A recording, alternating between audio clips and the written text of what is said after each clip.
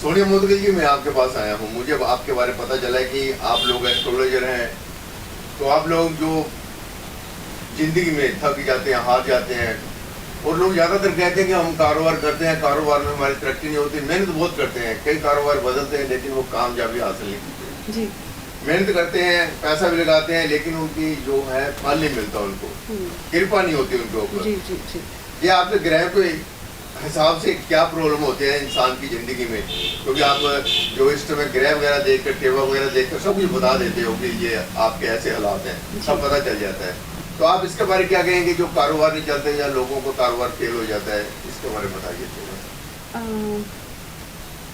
इसके बारे में भी आपको मैं ये कहूँगी कि पहले तो आपकी जो जन्म कुंडली है वो आप हमारे पास दिखाने आए। आपकी जन्म पत्री को देखकर, आपके हाथ को देखकर, आपके सितारों को देखकर ये पता चलेगा कि आपके कौन से ग्रह खराब हैं, वो क्या वजह है जो आप मेहनत तो कर रहे हैं लेकिन आपकी तरक्की नहीं हो रही, आपका व्यवसाय जो है वो चल नहीं रहा। तो इसके लिए आपको पहले अपनी कुंडली दिखानी पड़ेगी। उसके लिए अगर आप वहाँ बैठे जहाँ पर हैं, आप वहाँ पर कोई उपाय करना चाहते हैं तो मैं छोटा सा उपाय आपको बता देती हूँ कि आपने क्या करना है। अलसी आती है, अलसी की दाल या अलसी जिसको हम सर्दियों में पिन्नियाँ बनाकर खाते हैं, तो बहुत ही स्वादिष्ट वो पिन्नी बनती है सर्दियों में।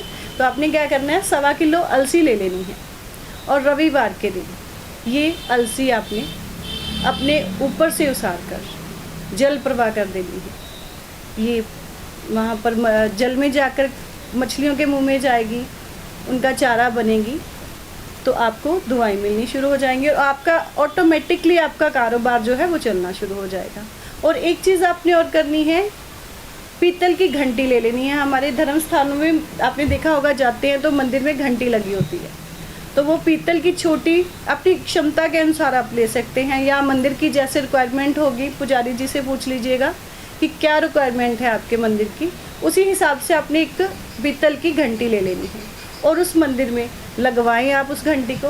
देखिएगा जैसे जैसे वो घंटी का जो वंदना है, जो वो ऐसे लोग बजाते हैं उसे, तो आपका धीरे धीरे जो व्यवसाय बिल्कुल थम गया था, बिल्कुल उसमें कोई तरक्की नहीं हो रही थी, कारोबार चल नहीं रहा था, आप परेशान थे मेहनत के बावजूद, तो वो चलना शुरू हो जाएगा। छोटा सा उपाय है ये, करके देखिएगा, आपको ज़रूर अच्छा लगेगा। फिर मैं कहने जा रही हूँ, आप अपनी जन्म कुंडली दिखाने आइएगा तो आपको बहुत ही सरल और सटीक उपाय आपको मिलेंगे। और ये अभी बताया मैडम मोदगिल ने कि आप लोग ना अलसी का जो बीज होते हैं तो आप उनको 1.25 किलो लेकर नहर में डाल दीजिए तो आप पर कृपा हो जाएगी, या फिर घंटी जो है किसी मंदिर में लगाएं, जब घंटी बजेगी तब आपका कारोबार चलेगा। धन्यवाद मैडम जी, आपने बताया। लेकिन आपका जो नंबर दिया है ना, ऑनलाइन कोई अगर पूछना चाहता है तो हमारा कोई रेफरेंस देता है चैनल का, तो आप उनसे बातचीत करके तो थोड़ा सा सही जवाब देना ताकि लोगों का भला हो सके। जी बिल्कुल, हमारी कोशिश यही रहती है कि हम जो हमारे पास कोई भी इंसान आता है तो देखो वो सुखी तो चलो वो सभी कोई नहीं आता, दुख में ही आते हैं, परेशान लोग ही हमारे पास आते हैं। तो हमारी पूरी कोशिश यही रहती है कि उनको किसी ना किसी प्रकार से हम उनके सुख का माध्यम बन सके।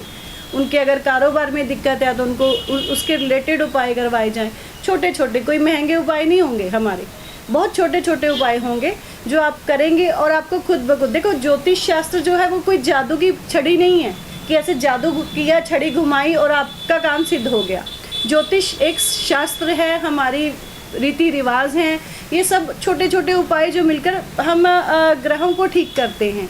जो ग्रह हमारे नक्षत्र मंडल में हैं, सूर्य हैं, प्रत्यक्ष देवता हैं, चंद्रमा हैं, मंगल हैं, सब आपको दिखते हैं ना, चंद्रमा सूर्य रोज दिखते हैं आपको। तो ये हमारे जीवन पर जो असर दिखाते हैं, जो ये हमारे जीवन पर नेगेटिव या पॉजिटिव दशा महादशा के अनुसार ये असर दिखाते हैं, तो ये सारा प्रभाव उन्हीं का होता है। हम छोटे छोटे उपाय कहते हैं, देखन में छोटन लगन घाव करे गंभीर, छोटे छोटे उपाय होते हैं जो आपको करने के लिए दिए जाते हैं। कोई ना कोई पाठ पूजा दी जाती है, जो आप पूजा कीजिए, ये उपाय कीजिए, ये आप मंत्र जाप कीजिए, ये आप यंत्र रखिए, ये आप नग पहनिए। ये छोटे छोटे उपायों से आपकी ज़िंदगी, आपका भाग्य बदल सकता है। आप एक बार ज्योतिष को आजमा कर देखिए। धन्यवाद मैडम जी। धन्यवाद जी।